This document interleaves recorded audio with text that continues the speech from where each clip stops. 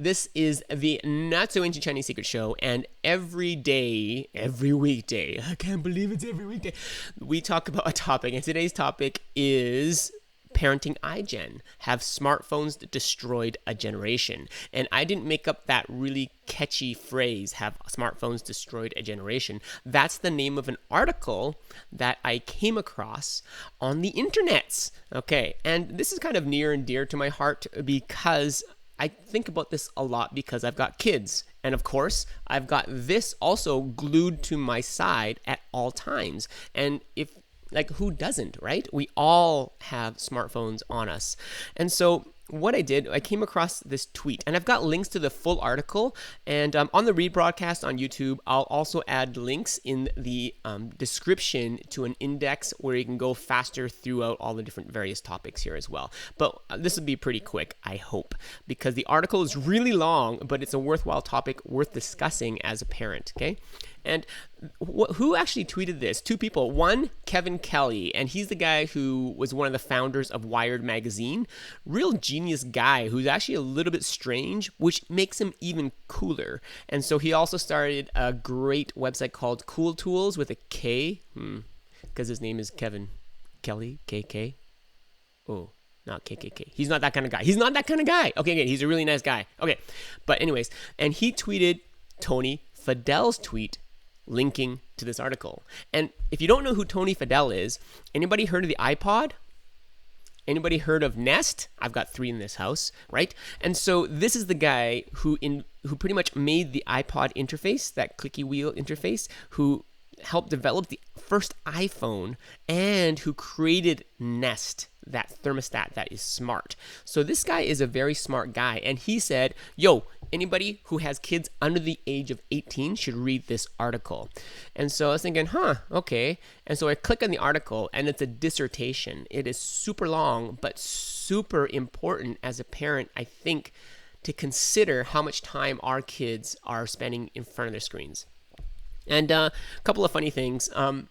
My kids, I know they had some friends over, and they're doing this like Legend of Zelda, and they were trying to convince me that it was like the 30th anniversary of the Legend of Zelda like remake or something like that. And I was like, dude, I was there.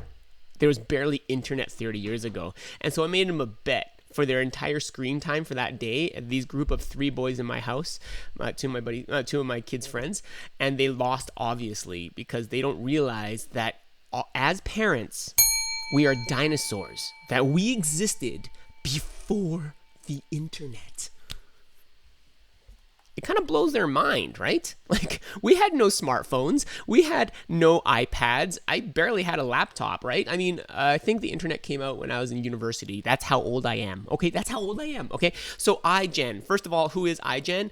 I know in the article they actually have years for the dates of who they are, but pretty much anybody under 18. And essentially, they grew up knowing the internet, like it existed. They had iPhones and iPads and smartphones all around them all their lives. And so that's who they are. But the really scary thing is how much safer this generation is, and the article says that too. Like, teens are safer than they've ever been, right? I mean, they get their driver's license later on in life because they don't need their independence because they have their phone to get into the real world, right? And the crazy part is they're not killing each other anymore. Teens aren't killing each other, they're killing themselves. So the suicide rate has gone hugely high, and it's just a correlation, obviously, of the start of the world of smartphones, but I don't think it can be ignored because the person who wrote this article has tried to track trends over decades, and not just in the last couple of years, 2011-ish, right? But for decades now, the curve on what's happening is just crazy, okay, off the charts. So a couple of quotes from the article. Psychologically, however, they are more vulnerable than millennials were. Rates of teen depression and suicide have skyrocketed since 2011. It's not an exaggeration to describe iGen as being on the brink of the worst mental health crisis in decades. Much of this deterioration can be traced to their phones. Now, that's the analytical part, right? So he's kind of stating, or she's, I forget who the writer is, is stating that the phones are the cause of this. And of course, more research has to be done to do this, to actually prove this point.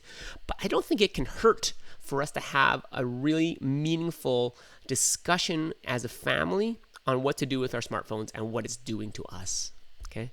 So another quote from the article: the results could not be clearer. Teens who spend more time than average on screen activities are more likely to be unhappy.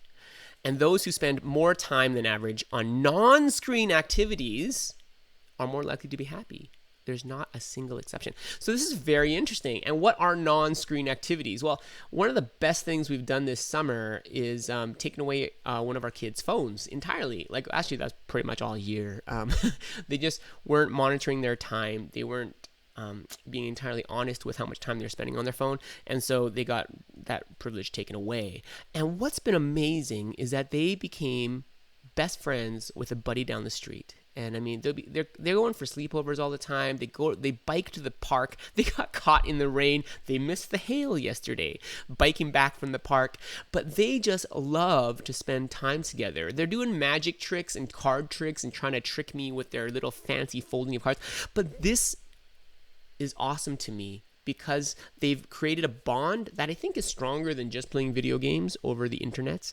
And I also find that they just really enjoy their time together.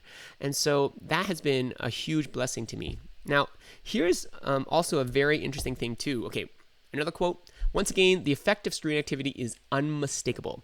The more time teens spend looking at screens, the more likely they are to report symptoms of depression.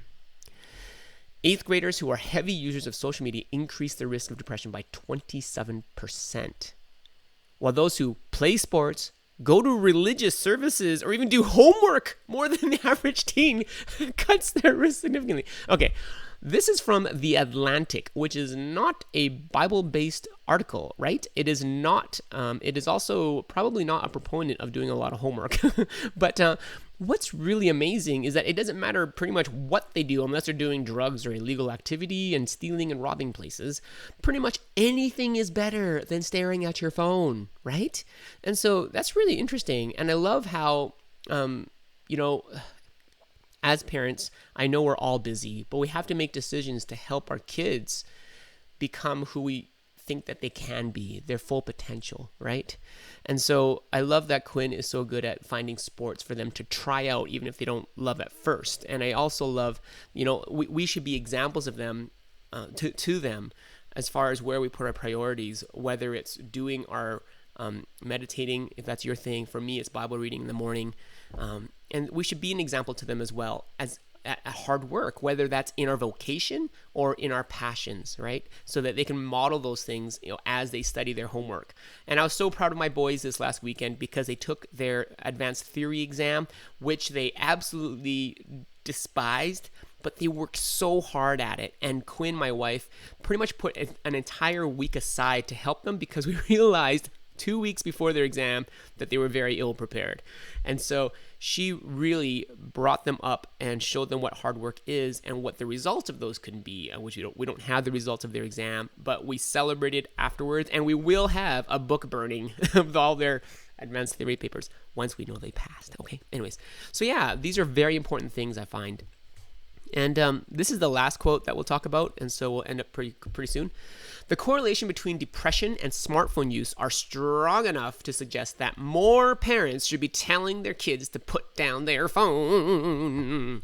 As the technology writer Nick Belton has reported, it is a policy some Silicon Valley executives follow. Even Steve Jobs limited his kids' use of the devices he brought into the world.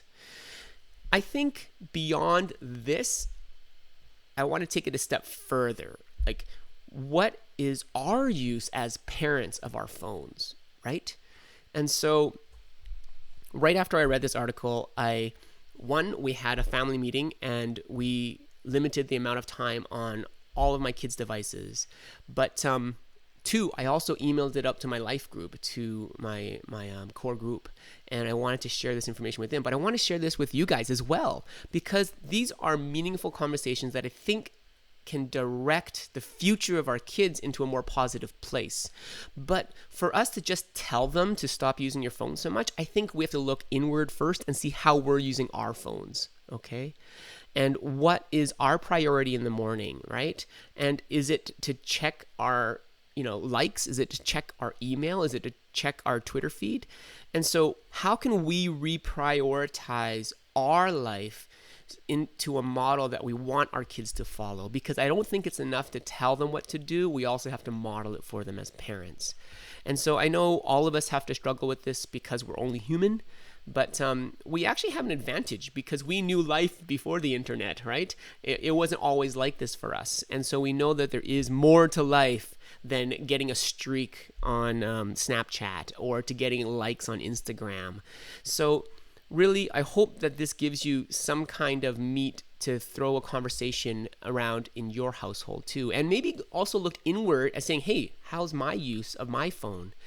And I'm not perfect either, but one of the things that I wanted to share in another live show as well is routines. How can we create routines for ourselves that can be positively impacting our life, our work, our spirit, our mental abilities as well?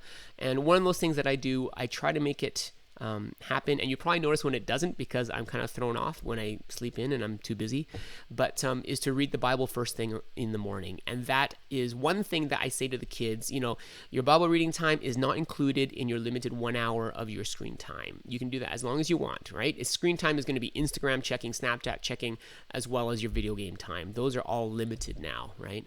So some things to think about, and hopefully you guys find that useful. I'm going to look at the comments for a little bit and take a peek.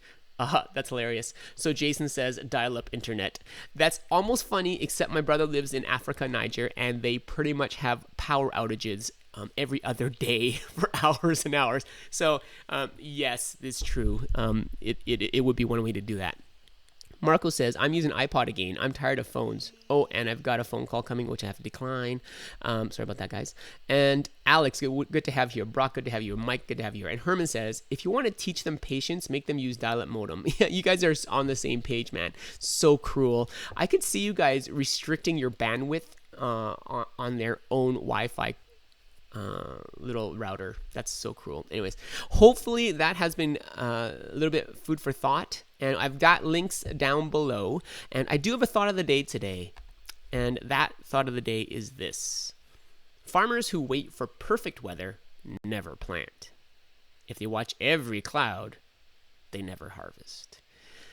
And that's from Ecclesiastes 11:4. And I love that because I think although I chase after perfection as a perfectionist, I do have to remind myself to just do, right? So you get it done.